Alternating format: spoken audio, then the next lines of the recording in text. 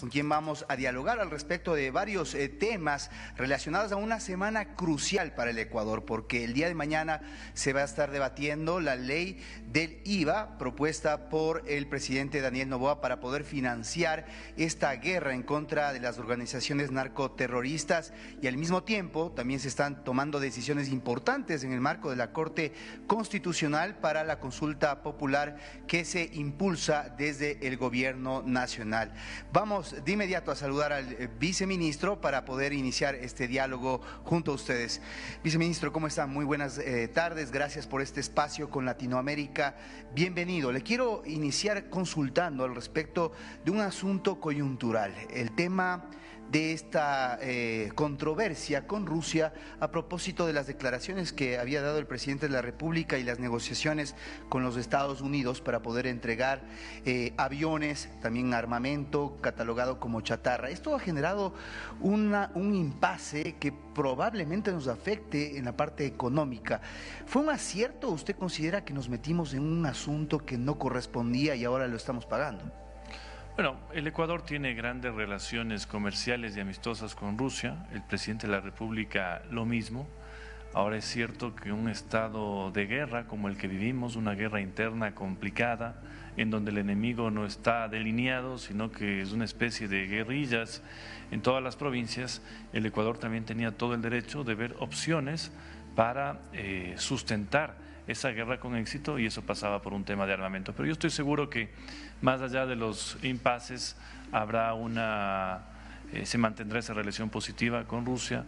Es un país que consideramos hermano, a donde nuestros productos llegan también con mucho éxito, y espero que esto se solucione prontamente. Entendemos que hay una millonaria cantidad en exportaciones. El Ecuador es el principal exportador de banano en el mundo, y con Rusia hay un ingreso aproximado de 680 millones de dólares. ¿Se conoce cuál es la solicitud? Ya vimos el comunicado de ProEcuador para poder reunirse con el organismo fitosanitario. ¿Cree usted que es un asunto político o tiene que ver efectivamente con algún asunto fitosanitario? Bueno, como le digo, yo creo que tal vez es un asunto político relacionado que lo podemos solucionar con diálogo, con entendimiento mutuo, porque quienes ven la situación económica del Ecuador, fiscal, se darán cuenta que realmente no hay espacio para hacer grandes compras de armamento, para dotar a la policía y militares de lo que hace falta. Así que yo creo que con diálogo, con entendimiento, se pueden salir adelante este problema, ¿no? Lamentable. Viceministro, mañana un día crucial en la Asamblea, se debate en segundo momento esta propuesta para poder incrementar el IVA y poder sacar el dinero que se necesita para financiar esta guerra. ¿Cómo está el ambiente? ¿Cómo están las conversaciones con las distintas fuerzas políticas? ¿Qué puede ocurrir el día de mañana? Bueno, han habido buenos diálogos con todas las bancadas, desde el Partido Social Cristiano, el correísmo, Gente Buena, Construye, los independientes, incluso con Pachacutic. Creo que hay un ambiente positivo. Yo no sé si de respaldo total a la propuesta de gobierno, pero sí a ciertas partes, y eso para nosotros es importante. Así que estamos atentos, vamos a ver qué pasa mañana en la Asamblea. Son días importantes, el día miércoles se trata también el Tratado Ecuador-China. Así que yo lo que espero es que haya un apoyo político de los grupos políticos, no al gobierno, sino al país. Esto es una necesidad dura, por supuesto, para todos, pero una necesidad que tiene que ser suplida, y eso hace un llamado a la madurez y a la altura política. Para Latinoamérica, que quizás no está familiarizado con la propuesta, ¿por qué subir el IVA y no optar por otras alternativas como el incremento al ISD, como la renegociación con del espectro radioeléctrico u otras fuentes que podrían traer dinero para una situación que evidentemente reconocida por el pueblo ecuatoriano, difícil y que requiere de financiamiento? Bueno, porque justamente se está haciendo todo lo que usted ha mencionado, desde ajustar el cinturón del gasto público del Estado. Hemos tenido que dejar de contratar porque no se han renovado contratos de muchos empleados públicos, ahorro en absolutamente todo lo que se pueda hacer. Hay una disposición de ahorro total, por ejemplo, para viajes de ministros y más, lo que puedan hacer por Zoom, se hará por Zoom. Pero el tema del IVA sí es fundamental, y es fundamental porque es el ingreso mensual de mayor importancia para el Estado ecuatoriano y porque además tenemos una tasa que comparativamente en la región es una de las más bajas, 12% frente al 15.7% que es el promedio regional. Y si nos comparamos con Colombia o con Perú, las tasas están mucho más allá de los 15 puntos. Entonces, es un esfuerzo estructural que creo que se lo tenía que hacer. A la par tendrá que venir también el tema de subsidios, la focalización, la reducción del tamaño del Estado, ahorro en todo lo que se pueda, porque es la única manera en la que podemos darle algo de salud a la economía ecuatoriana. Y para nosotros sí es importante que el IVA no solo sea temporal, sino permanente, también por el mensaje internacional que mandaría este ajuste ecuatoriano, que es un mensaje de confianza, de que se están haciendo bien las cosas, de que no solo en seguridad estamos preocupados, sino también en sacar al país adelante en lo económico, para que ese mensaje cale internacionalmente y ojalá se abra una ventana también de financiamiento que nos hace falta. En el caso de no conseguir los 70 votos, porque este proyecto tiene que ser aprobado o rechazado, ¿el gobierno está listo para un eventual veto? Estamos preparados para todos los caminos, pero nuestro principal interés es justamente que se apruebe la propuesta gubernamental el día de mañana, como le digo, ya sea en su totalidad o en gran parte de lo propuesto, y ese va a ser el primer escenario que manejamos nosotros. Hablando de la reestructuración de las políticas económicas en el Ecuador, ya se anuncia el tema de comenzar de forma gradual a hablar del tema de la focalización de subsidios de los combustibles. ¿Cuál sería la propuesta cuando se ha anunciado que desde el segundo semestre esto iniciaría? Bueno, una focalización técnica, una focalización que no afecte a los más pobres, que no afecte a los productores más pobres, no al agricultor, por ejemplo, que depende de su camioneta para vender sus productos, sino temas que estructuralmente hay que cambiar. Hay ciertos sectores importantes que son beneficiados también por estos subsidios y eso es lo que tenemos que ir poco a poco con tecnología, sincerando las cuentas, porque no podemos tampoco año a año cubrir 4.500 millones de dólares en subsidios, que no están bien direccionados, no están solo ayudando a personas de escasos recursos, están beneficiando a personas que tranquilamente podrían asumir ese costo en sus vidas e incluso en sus negocios. Así que esperamos que esa medida técnica, política, compleja, llegue también bien estructurada en las próximas semanas. Por otro lado, se anunció la fusión de al menos 19 instituciones que están bajo la rectoría del Ejecutivo y esto implicaría alrededor de 3.200 empleados públicos que tendrían que salir de la nómina. Esto a la par cuando se busca generar empleo y se habla del tema de la propuesta de los contratos por hora. ¿Cómo entender estas dos visiones? Por una parte, reducir el Estado, generar esta cantidad de empleados públicos que saldrían y por otra, afianzar un proyecto y un debate sobre ese contrato por horas. Evidentemente hay una serie de instituciones, dependencias que no tienen razón de ser. El presidente ha dado ya, por ejemplo, el primer paso eliminando la Secretaría de la Seguridad, que era una Secretaría de Pipones creada para Pipones, y esperamos que en una serie de instituciones haya esta reingeniería que no afecte ni los servicios públicos ni el funcionamiento del Estado, pero que sí le permita un ahorro justamente a los ecuatorianos y una optimización de los recursos. Pero el tema laboral para nosotros es de crucial importancia. Por eso, una de las preguntas que hemos planteado ante la Corte Constitucional y que esperamos tenga un dictamen favorable es justamente la posibilidad de que se dé trabajo por horas, especialmente para que los más jóvenes ingresen de forma temprana ya al mercado laboral, no se queden sin oportunidades y tengan mayores facilidades de irse moviendo, pero ya dentro del mercado laboral. Y en este sentido está ahora mismo sesionando la Corte Constitucional, viceministro, decidiendo ya en el segundo filtro estas 4 preguntas que restaban para poder saber si las 10 son las que se van a presentar al pueblo ecuatoriano. Ahí se plantea el tema de la extradición y otros temas de fundamental interés.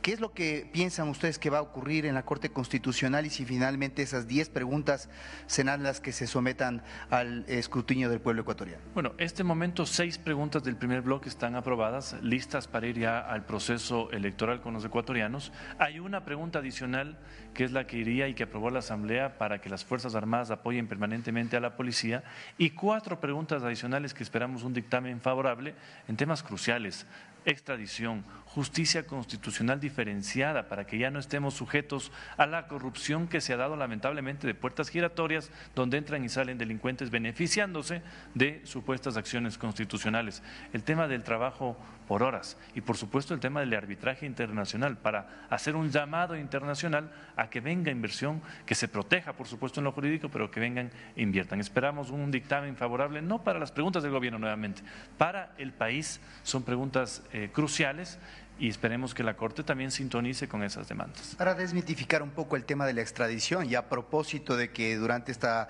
semana pasada se deportó a alias del Alacrán hacia Colombia, también lo propio se hizo con el Gringo, estos individuos relacionados con las disidencias de las FARC.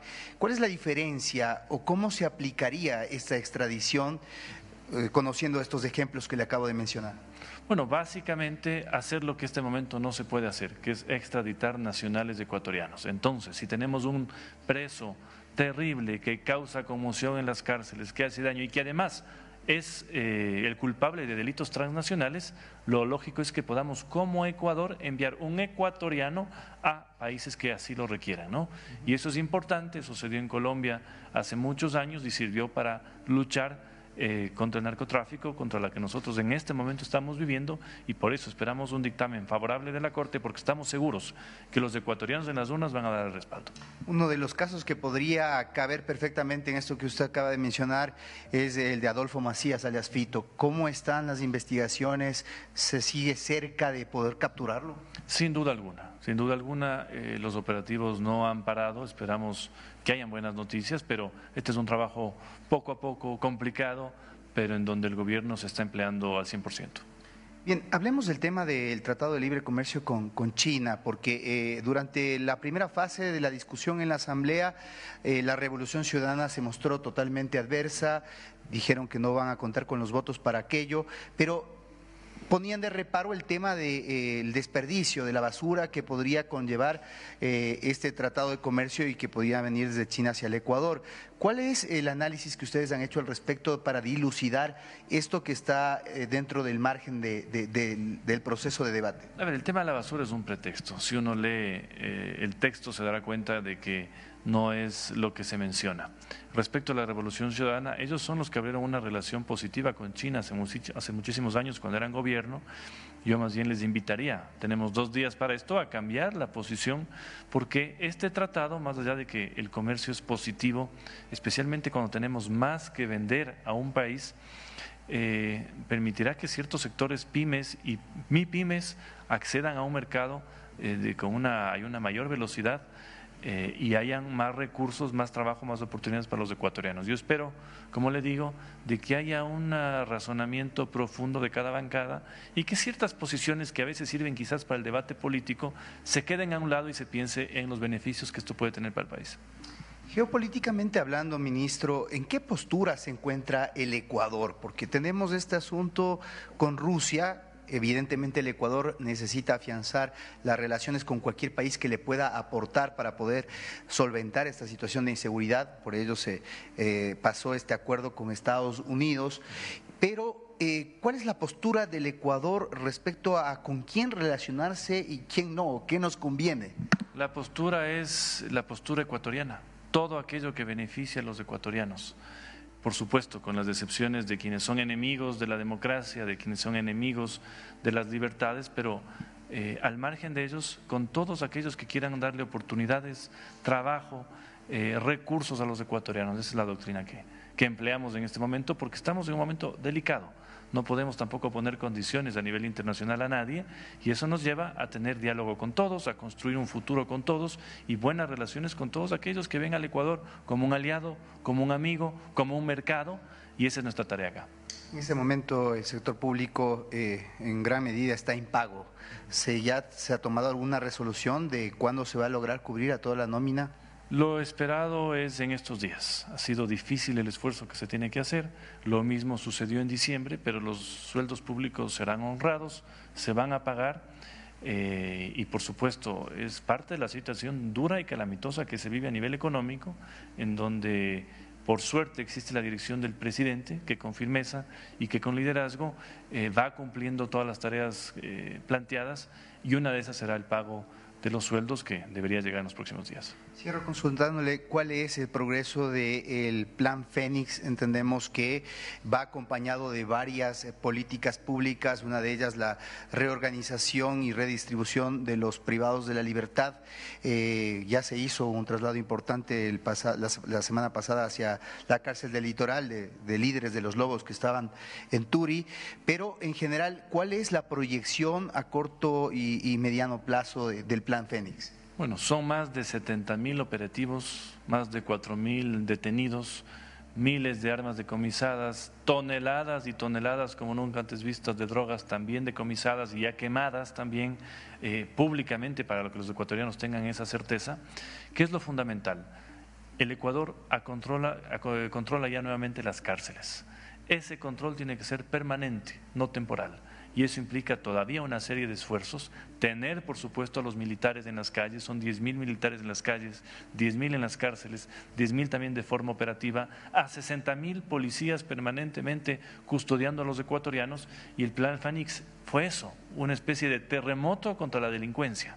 Tomar el control de las cárceles y evitar que estos focos de organizaciones delincuenciales sigan haciendo de las suyas como nos hicieron tantos años. Con firmeza, con decisión, con los recursos que se tienen y, lo más importante, depurando instituciones que lamentablemente están contaminadas desde hace bastante tiempo. Con firmeza y, como le digo, con ese amor y compromiso a los ecuatorianos, que es lo importante. Muy gentil, gracias por esta entrevista. Esteban Torres, viceministro de Gobierno del Ecuador. Hemos echado una revisión integral de los principales temas que saldrán esta semana para el Ecuador. Estaremos también con Ninos, por supuesto, con todos los detalles de lo que será el día de mañana el debate de esta propuesta para incrementar el IVA y conseguir los recursos para enfrentar esta guerra, este conflicto interno armado que se vive en el Ecuador. Estén atentos a la programación de DiNews. En breve estaremos con más entrevistas, más en vivo y detalles desde el centro del planeta. Soy César García, que estén bien.